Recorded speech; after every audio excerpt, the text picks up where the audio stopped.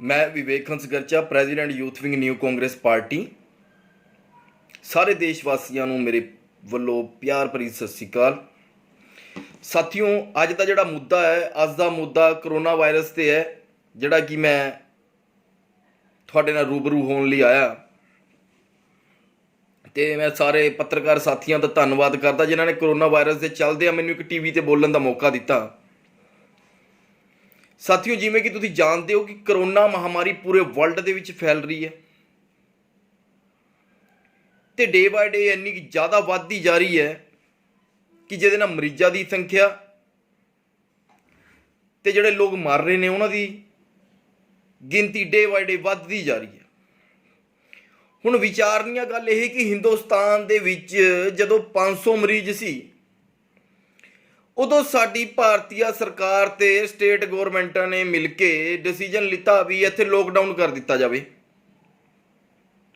Without planning ਲੋਕਾਂ ਨੂੰ ਘਰਾਂ 'ਚ ਬੰਦ ਕਰਕੇ ਲੋਕਡਾਊਨ ਕਰ ਦਿੱਤਾ ਗਿਆ ਤੇ ਪੂਰੇ ਹਿੰਦੁਸਤਾਨ 'ਚ ਕਰਫਿਊ ਲਾਤਾ।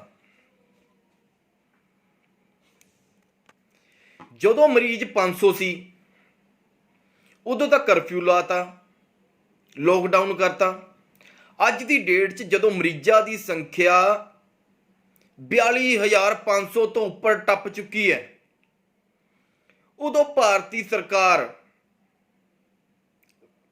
ਖੇਤਰੀ ਰਾਜਾਂ ਸਰਕਾਰਾਂ ਨੂੰ ਅਨੁਮਤੀ ਦੇ ਕੇ ਸ਼ਰਾਬ ਦੇ ਠੇਕੇ ਵੀ ਖੁਲਵਾ ਰਹੀ ਹੈ, ਆਮ ਦੁਕਾਨਾਂ ਵੀ ਖੁਲਵਾ ਰਹੀ ਹੈ, ਪ੍ਰਾਈਵੇਟ ਸੈਕਟਰ ਵੀ ਓਪਨ ਕਰਵਾ ਰਹੀ ਹੈ ਤੇ ਗੌਰਮੈਂਟ ਸੈਕਟਰਸ ਨੂੰ ਵੀ ਸਵੇਰੇ 10:30 ਵਜੇ ਤੋਂ ਲੈ ਕੇ 4:30 ਵਜੇ ਤੱਕ ਕੰਮ ਕਰਨ ਦੀ ਇਜਾਜ਼ਤ ਦੇ ਰਹੀ ਹੈ। ਹੁਣ ਭਾਰਤੀ ਸਰਕਾਰ ਨੂੰ ਪੁੱਛਿਆ ਜਾਣਾ ਚਾਹੀਦਾ ਹੈ ਕਿ ਤੁਸੀਂ ਆਪਣੇ ਆਪ ਕਾਨੂੰਨ ਲਾਗੂ ਕਰਕੇ ਆਪਣੇ ਆਪ ਉਸ ਕਾਨੂੰਨ ਦੀ ਧੱਜੀਆਂ ਲੋਕਾਂ ਤੋਂ ਉਡਵਾ ਰਹੇ ਹੋ, ਲੋਕਾਂ ਦੀ ਜਾਨ ਦੀ ਪਰਵਾਹ ਕੀਤੇ ਬਗੈਰ। ਵਰਲਡ ਦੇ ਵਿੱਚ ਡੇ ਬਾਏ ਡੇ ਗਿਣਤੀ ਵਧਣ ਕਰਕੇ ਅੱਜ ਜੇ ਆਪਾਂ ਵੈਸਟਰਨ ਕੰਟਰੀਜ਼ ਦੇ ਵਿੱਚ ਵੀ ਗੱਲ ਕਰੀਏ ਜਾਂ ਆਪਾਂ ਇਟਲੀ ਦੀ ਗੱਲ ਕਰ ਲਈਏ, ਇਟਲੀ ਦੀ ਟੋਟਲ ਆਬਾਦੀ 6,000 ਕਰੋੜ ਦੀ ਹੈ। 6,000 ਕਰੋੜ ਦੀ ਆਬਾਦੀ ਹੋਣ ਦੇ ਨਾਲ ਨਾਲ ਉਹ ਵਰਲਡ ਦੇ ਵਿੱਚ ਮੈਡੀਕਲ 'ਚ ਸੈਕਿੰਡ ਨੰਬਰ 'ਤੇ ਹੈ। ਉਹ ਇਟਲੀ ਵਰਗਾ ਮੁਲਕ ਵੀ ਇਸ ਬਿਮਾਰੀ ਤੋਂ ਹੱਥ ਖੜੇ ਕਰ ਚੁੱਕਿਆ। ਹੁਣ ਜੇ ਭਾਰਤ ਦੀ ਗੱਲ ਕੀਤੀ ਜਾਵੇ ਤਾਂ ਸਾਡਾ ਮੁਲਕ ਮੈਡੀਕਲ ਦੇ ਵਿੱਚ 112ਵੇਂ ਨੰਬਰ 'ਤੇ ਹੈ। ਸਾਡੀਆਂ ਸਰਕਾਰਾਂ ਵੱਲੋਂ ਕਰੋਨਾ ਤੋਂ ਨਿਪਟਣ ਵਾਸਤੇ ਕੋਈ ਪੁਖਤਾ ਇੰਤਜ਼ਾਮ ਨਹੀਂ ਕੀਤੇ ਜਾ ਰਹੇ। ਚੰਡੀਗੜ੍ਹ ਸ਼ਹਿਰ ਦੇ ਜੇ ਗੱਲ ਕਰਾਂ, ਕੋਈ ਐਮਪੀ ਮੌਜੂਦਾ ਜਾਂ ਪਿਛਲਾ ਪਬਲਿਕ 'ਚ ਹਜੇ ਤੱਕ ਨਹੀਂ ਉਤਰੇ। ਇਹੀ ਹਾਲ ਬਾਕੀ ਸਟੇਟਾਂ ਦਾ। ਜਦੋਂ ਮੰਤਰੀ, ਐਮਪੀ, ਐਮਐਲਏ, ਪ੍ਰਧਾਨ ਮੰਤਰੀ ਵਰਗੇ ਲੋਕ ਤੁਸੀਂ ਆਪਣੀ ਜਾਨ ਬਚਾਉਣ ਵਾਸਤੇ ਆਪਣੇ ਘਰਾਂ 'ਚੋਂ ਬਾਹਰ ਨਹੀਂ ਨਿਕਲ ਰਹੇ, ਤੁਸੀਂ ਲੋਕਾਂ ਦੀ, ਦੇਸ਼ ਵਾਸੀਆਂ ਦੀ ਜਾਨ ਦੀ ਪਰਵਾਹ ਕੀਤੇ ਬਗੈਰ private sector, government sector, shops, liquor shops open ਕਰਨ ਦੀ ਅਨੁਮਤੀ ਦੇਤੀ। ਇਸ ਤੋਂ ਸਾਫ਼ ਜ਼ਾਹਰ ਹੁੰਦਾ ਹੈ ਕਿ ਭਾਰਤੀ ਸਰਕਾਰ ਨੂੰ, ਇਸ ਬੀਜੇਪੀ ਸਰਕਾਰ ਨੂੰ ਲੋਕਾਂ ਦੀ ਜਾਨ ਦੀ ਕੋਈ ਪਰਵਾਹ ਨਹੀਂ ਹੈ। ਸਰਕਾਰ ਦਾ ਮਕਸਦ ਕੇਵਲ ਇੱਕ ਹੈ ਕਿ ਇਹ ਦਾਰੂ ਵੇਚ ਕੇ ਲੋਕਡਾਊਨ ਦੇ ਵਿੱਚ ਵੀ ਜਦੋਂ ਇੱਕ ਗਰੀਬ ਆਦਮੀ ਰੋਟੀ ਦੇ ਨਿਵਾਲਿਆਂ ਨੂੰ ਤਰਸ ਰਿਹਾ, ਉਹ ਗਰੀਬ ਲੋਕ ਜਿਨ੍ਹਾਂ ਨੂੰ ਘਰ ਤੱਕ ਰਾਸ਼ਨ ਮੁਹੱਈਆ ਸਰਕਾਰ ਵੱਲੋਂ ਪ੍ਰੋਪਰ ਤਰੀਕੇ ਨਾਲ ਹਜੇ ਤੱਕ ਵੀ ਨਹੀਂ ਕਰਵਾਇਆ ਜਾ ਰਿਹਾ, ਜਿਹੜਾ ਰਾਸ਼ਨ ਮੁਹੱਈਆ ਹੋ ਰਿਹਾ ਉਹ ਸੋਸ਼ਲ ਆਰਗੇਨਾਈਜੇਸ਼ਨਸ, ਐਨਜੀਓ ਗਰੁੱਪਸ ਕਰ ਰਹੇ ਨੇ। ਸੜਕਾਂ ਤੇ ਖੜੇ ਨੇ ਲੋਕ, ਖੜੇ ਨੇ ਘਰਾਂ 'ਚ ਬੈਠੇ ਨੇ ਲੋਕ, ਬੈਠੇ ਨੇ ਹਸਪਤਾਲਾਂ 'ਚ ਬੈਠੇ ਨੇ ਜਿਹੜੇ ਡਾਕਟਰ ਲੋਕ, ਉਹ ਸੇਵਾ ਲੋਕ ਕਰ ਰਹੇ ਨੇ। ਪੁਲਿਸ ਐਡਮਿਨਿਸਟ੍ਰੇਸ਼ਨ ਪਬਲਿਕ ਹੈ, ਸੜਕਾਂ ਤੇ ਖੜੀ ਹੈ। ਸੇਵਾ ਵੀ ਲੋਕ ਕਰਨ, ਦਾਨ ਵੀ ਲੋਕ ਦੇਣ, ਲੰਗਰ ਵੀ ਲੋਕ ਲਾਣ। ਉਹ ਪ੍ਰਧਾਨ ਮੰਤਰੀ ਸਾਹਿਬ ਜਾਂ ਬਾਕੀ ਐਮਪੀ, ਐਮਐਲਏ, ਤੁਸੀਂ ਕੀ ਕਰ ਰਹੇ ਹੋ? ਤੁਹਾਨੂੰ ਪਤਾ ਹੈ ਤੁਸੀਂ ਹਿੰਦੁਸਤਾਨ ਦੇ ਰਿਪਰੈਜ਼ੈਂਟੇਟਿਵ ਹੋਣ ਦੇ ਨਾਤੇ ਤੁਹਾਨੂੰ ਦੇਖਣਾ ਚਾਹੀਦਾ ਵਰਲਡ ਦੇ ਵਿੱਚ ਬਾਕੀ ਜਿਹੜੇ ਮੁਲਕ ਨੇ ਉਹ ਇਸ ਬਿਮਾਰੀ ਨਾਲ ਕਿਵੇਂ ਨਿਪਟ ਰਹੇ ਨੇ। ਜੇ ਮੈਂ ਵੈਸਟਰਨ ਕੰਟਰੀਜ਼ ਦੀ ਗੱਲ ਕਰਾਂ, ਉਹਨਾਂ ਲੋਕਾਂ ਨੇ ਪ੍ਰਾਈਵੇਟ ਸੈਕਟਰ ਆਪਣੇ ਅੰਡਰ ਲੈ ਕੇ ਉਹਨਾਂ ਨੂੰ 3-3 ਮਹੀਨੇ ਦਾ ਖਰਚਾ ਆਪ ਮੁਹੱਈਆ ਕਰਾਇਆ। ਪ੍ਰਾਈਵੇਟ ਸੈਕਟਰਾਂ ਨੂੰ ਕਿਹਾ ਗਿਆ ਤੁਸੀਂ ਸਿਰਫ ਸਰਕਾਰ ਦੀ ਮਦਦ ਕਰਨੀ ਹੈ, ਪੂਰੀ ਕੰਟਰੀ ਦੀ ਟੋਟਲ ਪੋਪੂਲੇਸ਼ਨ ਨੂੰ ਹਰੇਕ ਬੰਦੇ ਨੂੰ 3-3 ਮਹੀਨੇ ਦਾ ਖਰਚਾ ਐਡਵਾਂਸ ਦਿੱਤਾ ਗਿਆ। ਰਾਸ਼ਨ ਵੀ ਪ੍ਰੋਵਾਈਡ ਕੀਤਾ ਗਿਆ, ਲਿਕਰ ਉਹਨਾਂ ਦੇ ਘਰ ਤੱਕ ਪ੍ਰੋਵਾਈਡ ਕੀਤਾ ਗਿਆ ਤੇ ਸਰਕਾਰਾਂ ਵੱਲੋਂ ਹੱਥ ਜੋੜ ਕੇ ਬੇਨਤੀ ਕੀਤੀ ਗਈ ਕਿ ਤੁਸੀਂ ਆਪਣੇ ਘਰਾਂ ਚੋਂ ਬਾਹਰ ਨਹੀਂ ਨਿਕਲਣਾ। ਤੇ ਸਾਡੇ ਮੁਲਕ ਦੇ ਇਹਨਾਂ ਲੀਡਰਾਂ ਨੂੰ ਸ਼ਰਮ ਆਉਣੀ ਚਾਹੀਦੀ ਹੈ। ਤੁਸੀਂ ਆਪ ਲੋਕ ਘਰਾਂ 'ਚ ਬੈਠ ਕੇ ਲੋਕਾਂ ਦੀ ਜਾਨ ਦੀ ਪਰਵਾਹ ਕੀਤੇ ਬਗੈਰ ਤੁਸੀਂ ਸ਼ਰਾਬ ਦੇ ਠੇਕੇ ਖੋਲ੍ਹਣ ਦੀ ਅਨੁਮਤੀ ਦੇ ਦਿੱਤੀ, ਸਿਰਫ ਇੱਕ ਰੈਵਨਿਊ ਕਮਾਉਣ ਵਾਸਤੇ। ਤੁਸੀਂ ਵੈਸਟਰਨ ਕੰਟਰੀਜ਼ ਦੇ ਮੁਕਾਬਲੇ ਆਪਣੇ ਦੇਸ਼ ਦੇ ਲੋਕਾਂ ਦੀ ਮਦਦ ਤਾਂ ਕੀ ਕਰਨੀ ਸੀ। ਇਹ ਸਾਡੇ ਵਾਲਾ ਪ੍ਰਧਾਨ ਮੰਤਰੀ ਮੋਦੀ ਸਾਹਿਬ, ਤੁਸੀਂ ਆਪਣਾ ਸਰਕਾਰੀ ਅਕਾਊਂਟ ਨੰਬਰ ਹੀ ਪਹਿਲੇ ਦਿਨਾਂ ਦੇ ਟੀਵੀ ਤੇ ਦਿਖਾਈ ਜਾ ਰਹੇ ਹੋ, ਅਖਬਾਰਾਂ 'ਚ ਦੇਈ ਜਾ ਰਹੇ ਹੋ ਕਿ ਲੋਕਾਂ ਦੇ ਕੋਲ ਜੋ ਡੋਨੇਸ਼ਨ ਹੈ ਤੁਸੀਂ ਇਸ 'ਚ ਪਾ ਦਿਓ।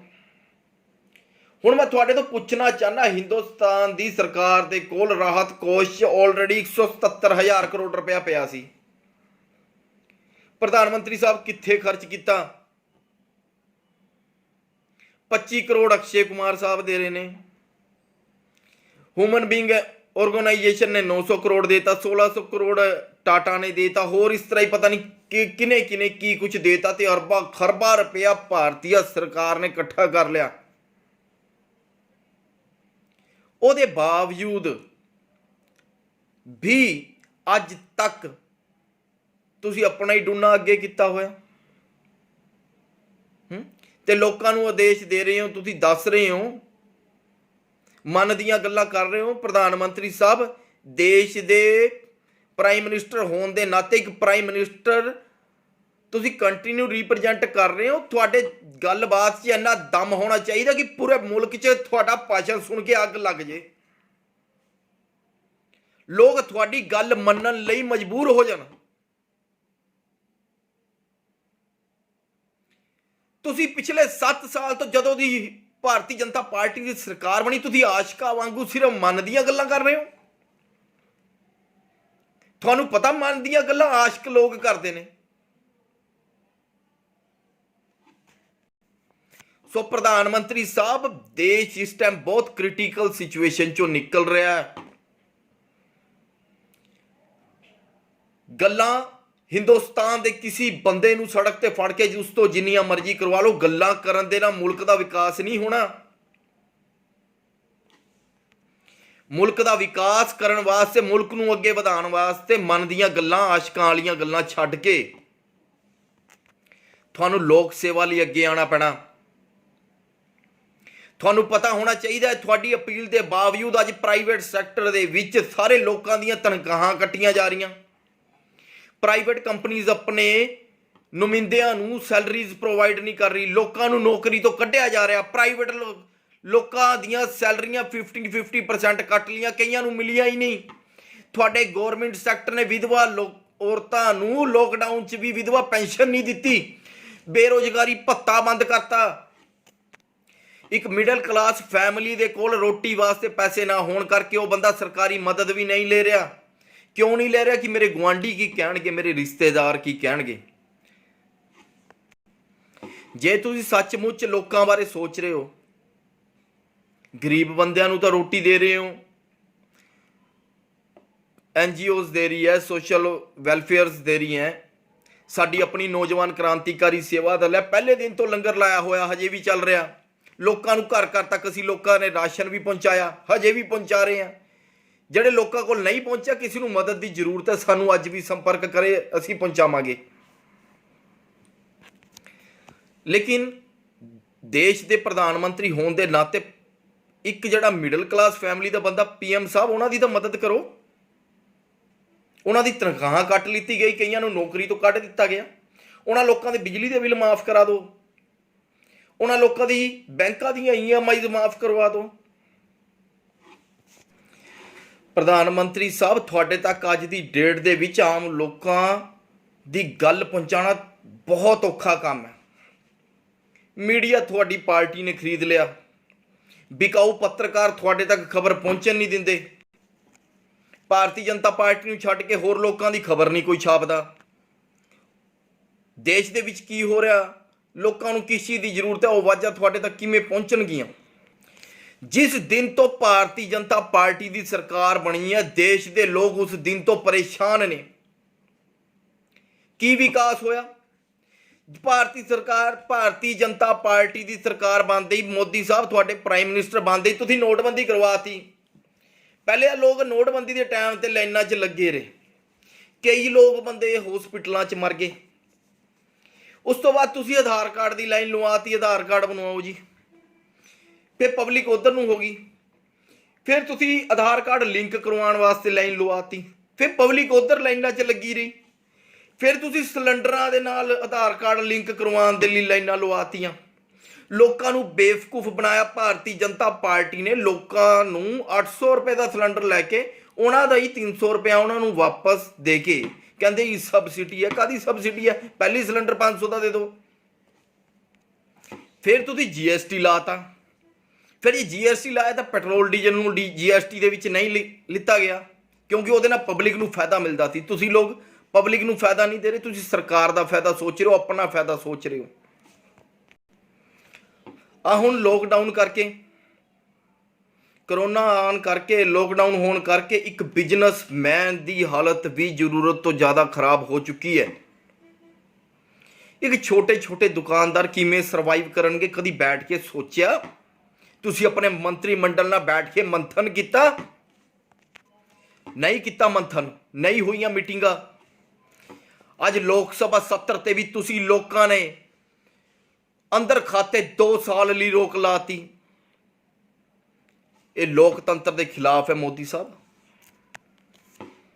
ਸੋ ਭਾਰਤੀ ਨਾਗਰਿਕ ਹੋਣ ਦੇ ਨਾਤੇ ਮੈਂ ਤੁਹਾਨੂੰ ਹੱਥ ਜੋੜ ਕੇ ਬੇਨਤੀ ਕਰਾਂਗਾ ਕਿ ਭਾਰਤੀ ਜਨਤਾ ਪਾਰਟੀ ਦੇ ਲੀਡਰ ਜਾਂ ਪ੍ਰਧਾਨ ਮੰਤਰੀ ਸਾਹਿਬ, ਤੁਸੀਂ ਜਾਂ ਤੁਹਾਡੀ ਮੰਤਰੀ ਮੰਡਲ ਦੇ ਲੋਕ, ਤੁਹਾਡੇ ਐਡਮਿਨਿਸਟ੍ਰੇਸ਼ਨ ਦੇ ਲੋਕ, ਜੋ ਕੋਈ ਵੀ ਨੇ, ਆਪਣਾ ਨਿੱਜੀ ਫਾਇਦਾ ਨਾ ਦੇਖਦੇ ਹੋਏ ਇੱਕ ਆਮ ਜਨਤਾ ਦਾ ਫਾਇਦਾ ਦੇਖੋ, ਲੋਕਾਂ ਦਾ ਫਾਇਦਾ ਦੇਖੋ। ਜਿਹੜੇ ਛੋਟੇ ਛੋਟੇ ਦੁਕਾਨਦਾਰ ਨੇ ਉਹਨਾਂ ਦੀ ਮਦਦ ਕੀਤੀ ਜਾਵੇ, ਮਿਡਲ ਕਲਾਸ ਲੋਕਾਂ ਦੀ ਮਦਦ ਕੀਤੀ ਜਾਵੇ, ਉਹਨਾਂ ਲੋਕਾਂ ਨੂੰ ਸੰਪਰਕ ਕੀਤਾ ਜਾਵੇ ਅਤੇ ਕਰੋਨਾ ਤੋਂ ਨਿਪਟਣ ਵਾਸਤੇ ਪੁਖਤਾ ਇੰਤਜ਼ਾਮ ਕੀਤੇ ਜਾਣ। ਅਤੇ ਨਿਊ ਕਾਂਗਰਸ ਪਾਰਟੀ ਵੱਲੋਂ ਕਿਸੇ ਵੀ ਤਰ੍ਹਾਂ ਦੀ ਕੋਈ ਵੀ ਮਦਦ ਚਾਹੀਦੀ ਹੈ, ਜਾਂ ਮੇਰੇ ਵਿਵੇਕ ਹੰਸ ਗਰਚਾ ਵੱਲੋਂ ਤੁਹਾਨੂੰ ਕਦੀ ਵੀ ਕਿਸੇ ਵੀ ਤਰ੍ਹਾਂ ਦੀ ਮਦਦ ਦੀ ਜ਼ਰੂਰਤ ਹੋਵੇ ਤਾਂ ਆਪਣੀ ਗੁੰਜਾਇਸ਼ ਦੇ ਹਿਸਾਬ ਨਾਲ ਅਸੀਂ ਜਿੰਨੀ ਮਦਦ ਕਰ ਸਕਾਂਗੇ ਤੁਹਾਡੀ ਸੇਵਾ ਵਿੱਚ ਹਾਜ਼ਰ ਹਾਂ। ਪਲੀਜ਼ ਲੋਕਾਂ ਦੇ ਵਾਸਤੇ ਉਹਨਾਂ ਦੀ ਪ੍ਰੋਬਲਮਸ ਨੂੰ ਸਮਝੋ ਅਤੇ ਉਹਨਾਂ ਦੀ ਮਦਦ ਕਰੋ। ਅਤੇ ਇੱਕ ਭਾਰਤੀਆ ਹੋਣ ਦਾ ਤੁਸੀਂ ਵੀ ਆਪਣਾ ਫਰਜ਼ ਨਿਭਾਓ। ਜੈ ਭਾਰਤ, ਜੈ ਹਿੰਦ। ਧੰਨਵਾਦ।